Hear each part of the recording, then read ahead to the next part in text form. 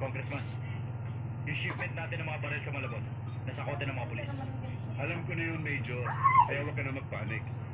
Talagang ganyan ang negosyo. May talo, may panalo. Kumikita naman tayo sa iba nating negosyo.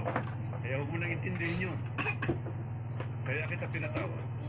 Dahil gusto ko malaman yung tungkol sa kaso ni Jeffrey. Ano sabi ni Judge? Ayos na yun, Congressman. Siniguro sa akin ni Judge na absuelto na sila Jeffrey sa kaso nila. Mabuti naman kung ano.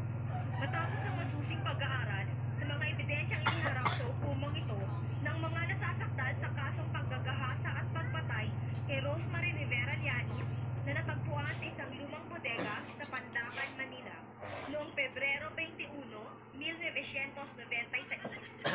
At dahil sa kawalan ng sapat na ebidensya at testigo ng kabilang panig, napagpasyahan ng hukumang ito na ang tatlong nasasakdal na sina Jeffrey Santos Sulet, John Agustin Suarez at si Geraldo Marian Bautista ay pinawawalang sala ng hukumang ito sa kasong nabanggit.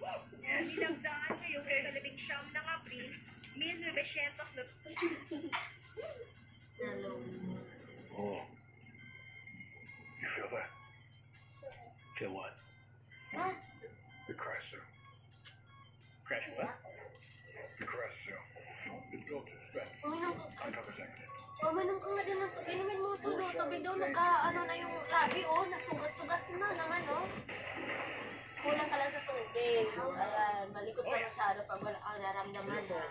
Go and try and find a Kapag okay na, ha? Bumalik na naman sa kalikutan. Mama mo, baka ikaw yan. Tanggalan na. Sagot.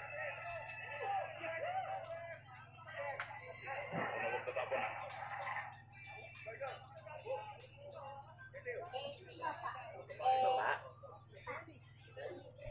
Baba. Ang dali magsabi, hindi naman gulo, ha?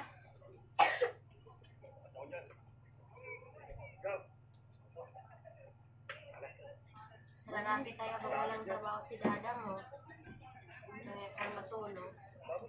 Dami kong ilit mo na. Natulog lang pala. Di kung wali naman ako makalayo. Ang lakas na loob. Laban pa rin tayo. Halaga, okay. Tuloy-tuloy ang blessings. Diba guys, ano may importante? Magaling ka rin pipili ng gaan. Pinili mo ba? Yung may kutsyon. Dito sa loob. Ang humihiga sa may kutsyon. Yung amo. At alam mo ba kung sino ang amo? Ako yun. Kaya